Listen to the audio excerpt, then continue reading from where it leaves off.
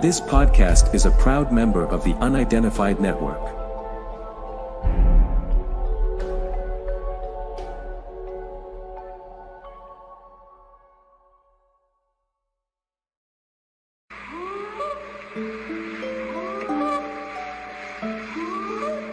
Police in Las Vegas found themselves in the middle of a UFO mystery last month after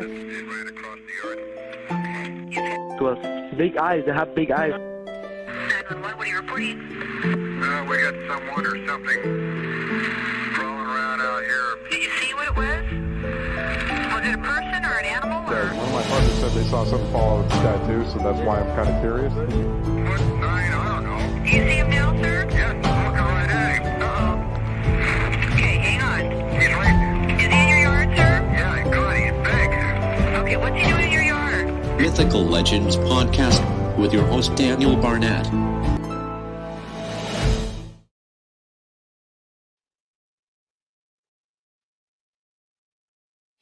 And we're back live on the Mythical Legends Podcast. It's been so long. How are you, Nan? I'm really good, thank you. Yeah, enjoying this beautiful sunny Sunday. You? Yes. It has Shades been. on. I can see summer. So hello to everyone out there. It's been a very, very long time since we've been live on the Mythical Legends Podcast. I can't actually remember the last time we were live. Been busy. Yes, it's been a very, very busy few weeks. So we are here just to kind of chat with you guys here today. Now, I thought, let's do no guests and let's just chat about the things that have been going on over the past few weeks. So, Jill, will you tell me what happened last Saturday? It was a crazy weekend. I'm thank God it's over, but it was a great weekend. Will you tell everyone what happened last Saturday? Wow, last Saturday was the accumulation of 7 months' work, I think, on us trying to organise the Bigfoot conference, another one, but this was quite a big one. Took a huge amount of planning and organisation and a load of headaches. But last Saturday was the day and we did it and it was absolutely amazing, such a success, and I think everyone that came absolutely loved it, but such positive feedback from it. So also, yes. Bigfoot Conference, or what was the name of it? Well, come on then, correct me. So this conference was called the Cryptid Conference UK. It was a spectacular conference, as Nan just said. Let's try and get that off the screen. Yeah, big conference. So it was it was a remarkable weekend, and the guys who came over. So if I go through a couple of our speakers, but I'm not going to go too much because we have another podcast coming, which I'm not going to spoil for you. But we have another podcast coming with some of the guests. And we're really going to go into detail on what happened. But some of the virtual guests we had come in was Dr. Jeffrey Meldrum, remarkable talk. We had Mr. Ryan RPG Golombesky come on for a few minutes. That was great to see. And then we had Ronnie LeBlanc come on, which was again remarkable to see. But that's not it. We then had a live podcast from Joe and Ron from the Wild and Weird Radio. It was a brilliant podcast for everyone who was there watching. And I also streamed that bit live, so anyone who watched it live, thank you for watching. And so those were all our virtual guys, and they did a super job, so thank you to you all. And to see kind of Ronnie, Ryan, Jeff Meldrum, and all those guys on was just superb, and I love.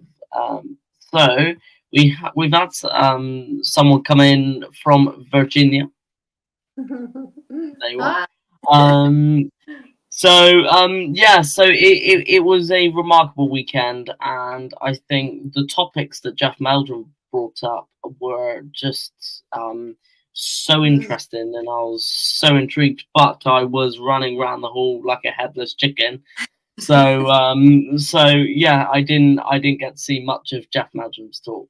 But if I pass it over to you then, Nan. So could you tell us how the vendors area went?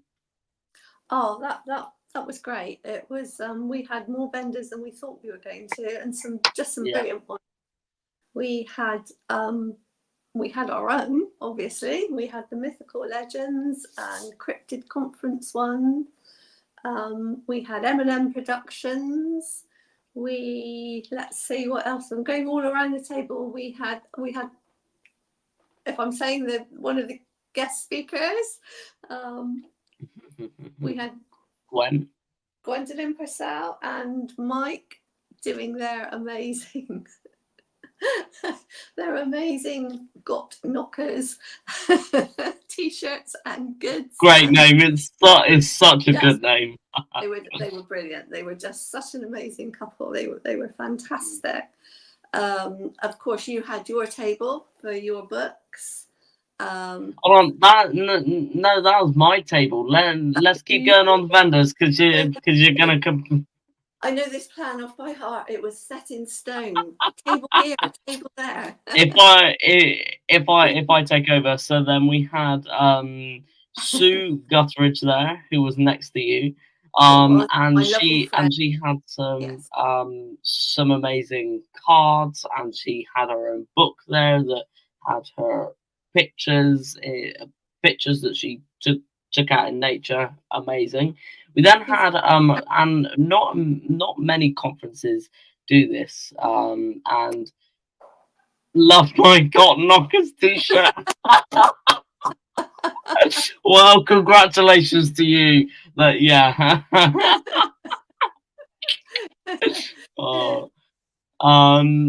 So yeah, we had not many conferences do this. A virtual vendor. So a virtual vendor, we had Timothy Wayne Williams, and his paintings were spectacular, absolutely beautiful. Yeah. And so that was that table, and then we had two local artists who were there, who had some brilliant setups. And then we had a charity, Youth Bristol, and we had it in kind of a bridge shape, and it was just a remarkable kind of day for everyone. I was to say we had the lovely Angela, didn't we? Angela and Paul Howard. We had lovely Angela selling. Oh yeah, just amazing perfumes and things. She's from South Coast Ghosts. That's very popular podcast. So she came a long way. I'm very grateful to her, and hopefully she did well. I didn't get to see her at the end. So I'm not going to spoil any more for you because I want to leave it to the guests. I want to leave it to them to kind of tell you what happened on the day. Now, switching topics slightly. So from the conference, and to everyone out there, the day after, myself, Brian King Sharp, Daniel King Sharp, Gwendolyn Purcell, and Mike Purcell, and of course Jill, we went to the forest, and we went to the same place where kind of we've been finding all our stuff. Now, when we went to the forest, myself and Nan went, we don't know what they're going to think of it. We don't know. And when we first walked in, now, bearing in mind, we haven't been to that forest for about 4 months, I think, was the count. And they went, oh, this is interesting. And we came across some new bows that were there. Now, me and Nan look at each other and go, what the hell? So when we came across these bones, we didn't know at first glance what they were. So luckily we had Gwen with us, that then actually looked at these bones and went, okay, they're deer. Now we then picked up a jawbone. Now, if any of you guys can recall, a couple of months back, if you go back through the podcast, me and Jill said that we had found some other jawbones further down in the forest. So this jawbone was with this pile of bones that were there, and we actually thought, okay, let's compare them. So I'll come back to that in a minute. So we had a look at these bones, and Brian was like, yeah, this is odd. This doesn't happen much. And then we kept finding tufts of sheep wool, which was bizarre. Now, there is a field adjacent to this forest with sheep in it, and they've been freshly sheared. So there, we thought, okay, it's been blown in. There's been some blow.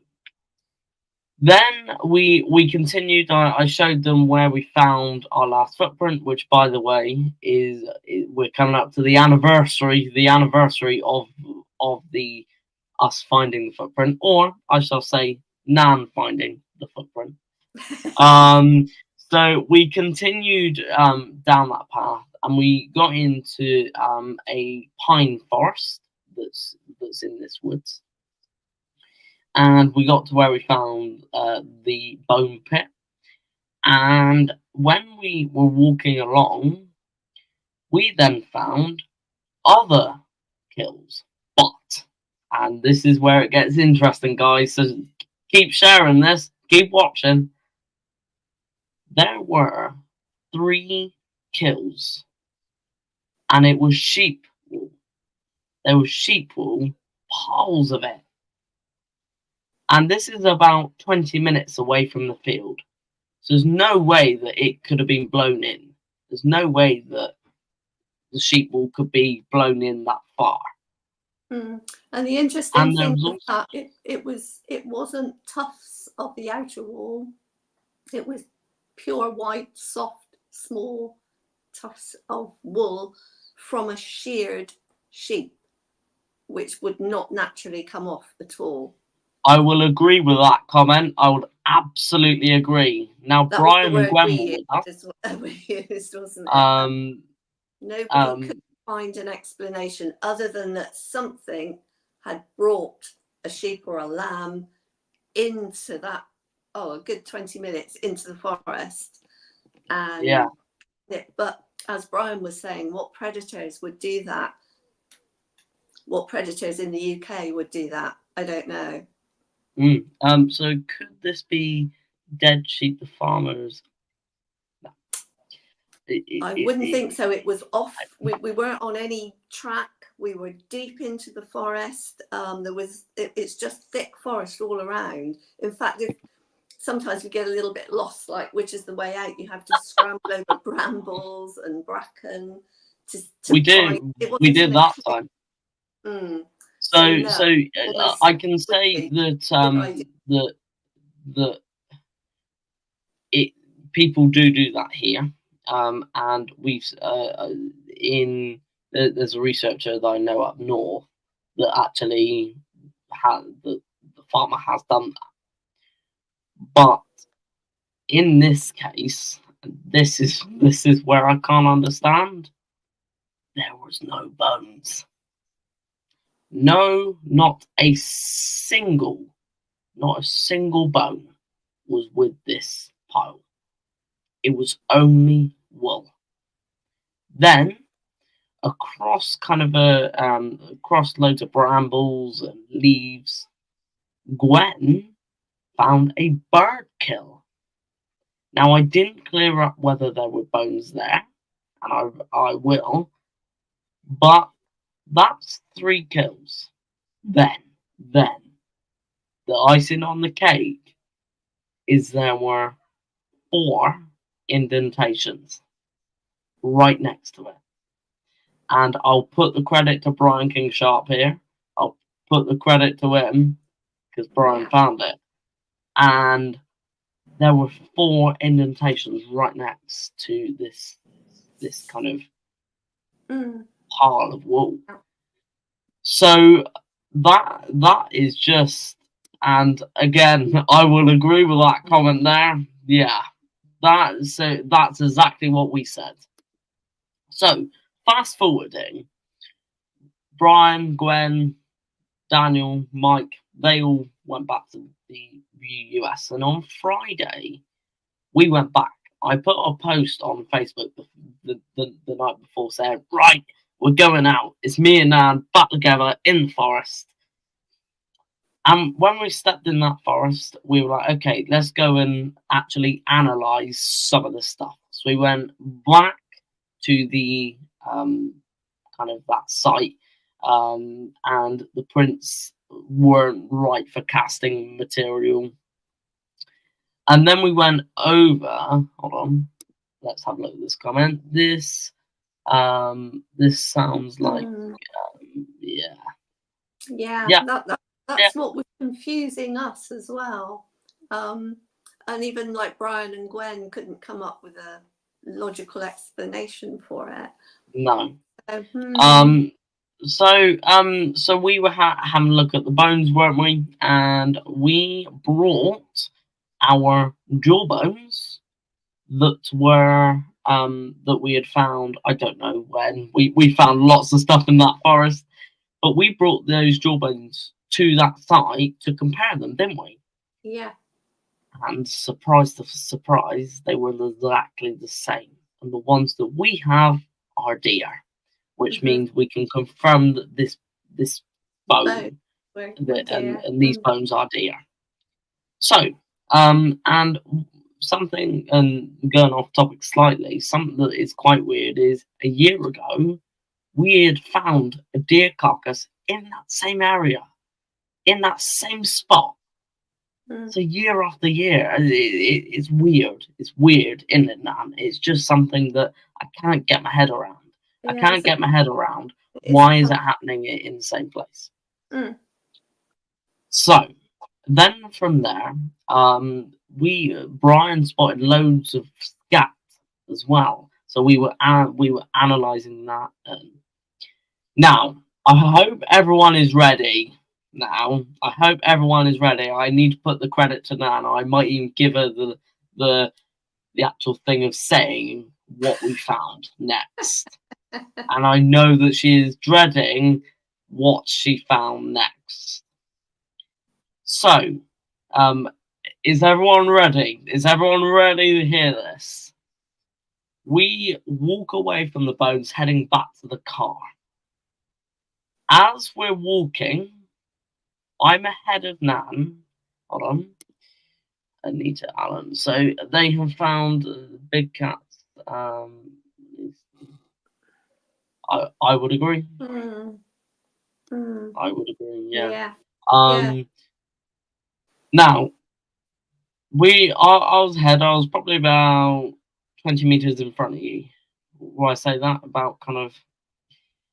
Then I hear that Nan stopped behind me, and I didn't think anything of it. Okay. Then Nan calls me back. And what do you say, Nan?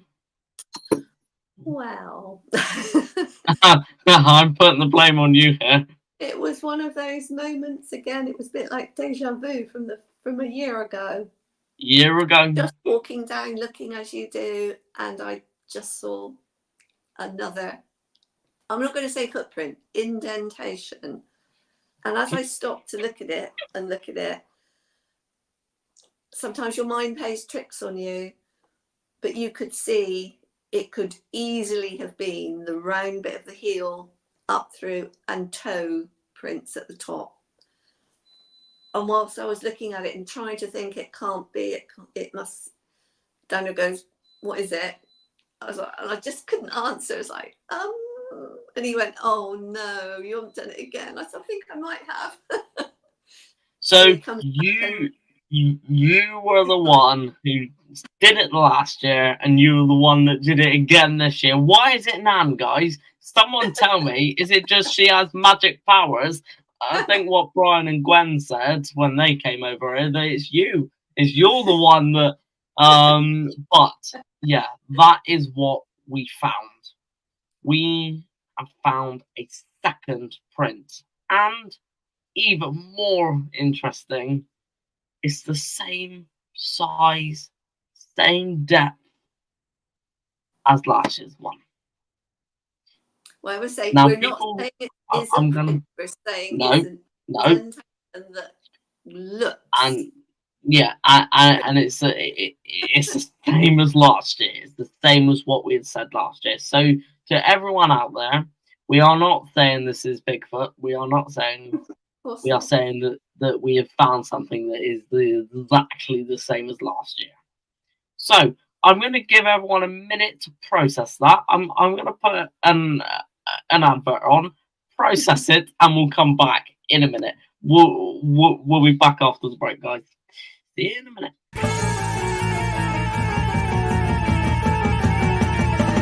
For half an hour on Saturday afternoons and for a quarter of an hour on Wednesday evenings, the world's only show about hard science, weird shit and surreality. And it's co-presented by an anthropomorphic chicken. Be there or be square.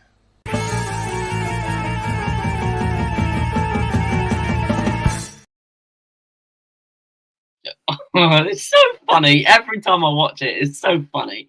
It's I so still funny. don't understand it. Love John to pieces, but I don't understand it. So to everyone out there, I've let you process it now. So I'm tell you what happens. So what we do is we've had a kind of year of, let's say, training.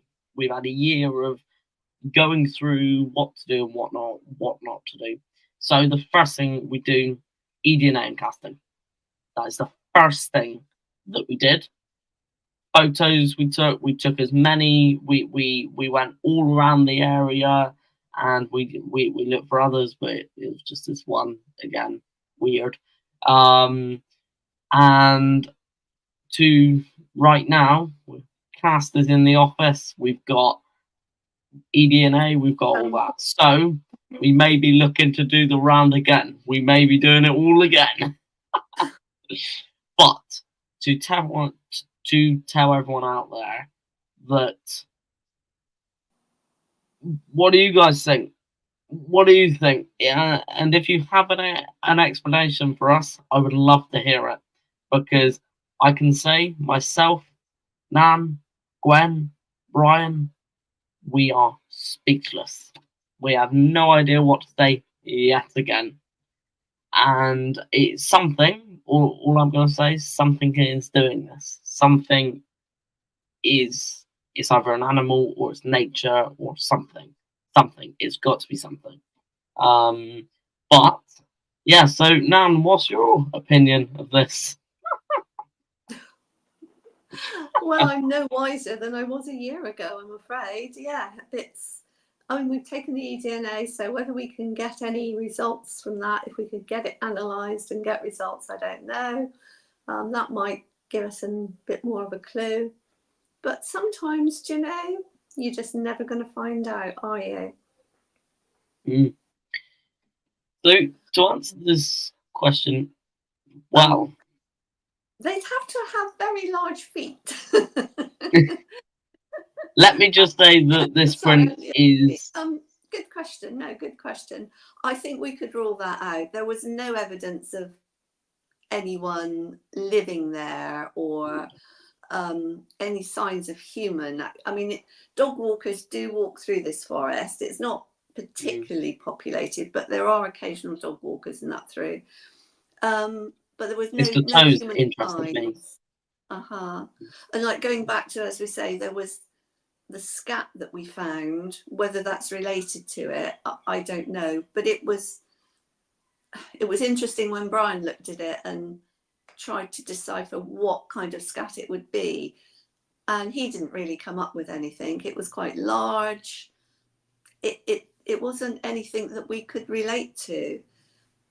Again, I don't know. Yes, possibly a big cat. I would be going towards perhaps big cat, but yeah, really, there's more, as always, there's more questions than answers.